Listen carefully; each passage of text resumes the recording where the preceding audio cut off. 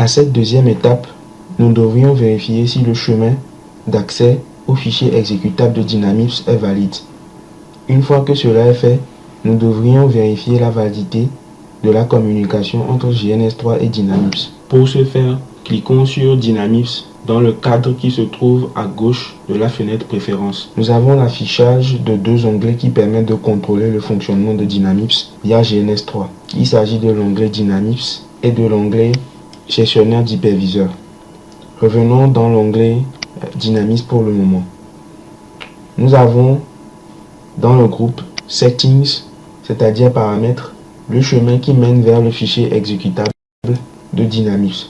Ensuite, nous avons le dossier de travail ou Working Directory de Dynamips. Ce champ est aussi suivi d'une case à cocher qui, lorsqu'elle est cochée, permet de vider le dossier de travail de Dynamips si besoin il y a. En dessous de cette case à cocher, nous avons des ports TCP, UDP de base, suivi d'un port console de base et d'un port auxiliaire de base. Ce sont ces ports TCP ou UDP qui permettent de canaliser les communications entre GNS3 et Dynamips. Nous remarquons par la suite que chaque équipement déposé dans l'espace de travail de GNS3 possède un port de base TCP ou UDP bien défini et unique. Mais le port console de base possède une particularité. Lorsqu'un routeur est fonctionnel sous GNS3, nous pouvons nous servir du port console de base pour accéder à la ligne de commande d'un routeur ou d'un autre équipement qui en dispose. L'accès à cette interface en ligne de commande d'un routeur est effectué par le biais des programmes PuTTY et Telnet.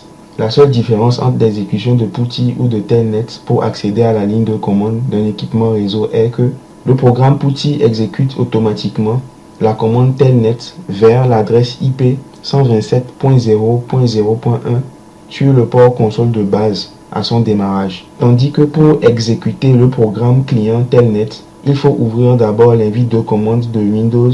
Ensuite, il faut y saisir la commande Telnet vers 127.0.0.1 suivi du numéro du port console de base. En dessous des ports TCP ou UDP de base, nous avons 4 cases à cocher.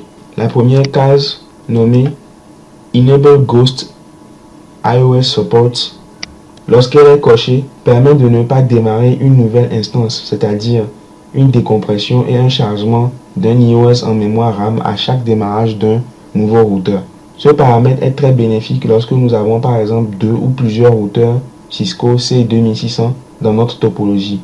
Si cette option est cochée, GNS3 ne va pas décompresser et charger une image individuelle pour chacun des routeurs en mémoire RAM. Lorsque GNS3 a décompressé et chargé l'image du premier routeur, il utilise alors cette image qui se trouve déjà en mémoire RAM pour démarrer les autres routeurs. Par conséquent, cette option permet de gérer la mémoire RAM de votre système.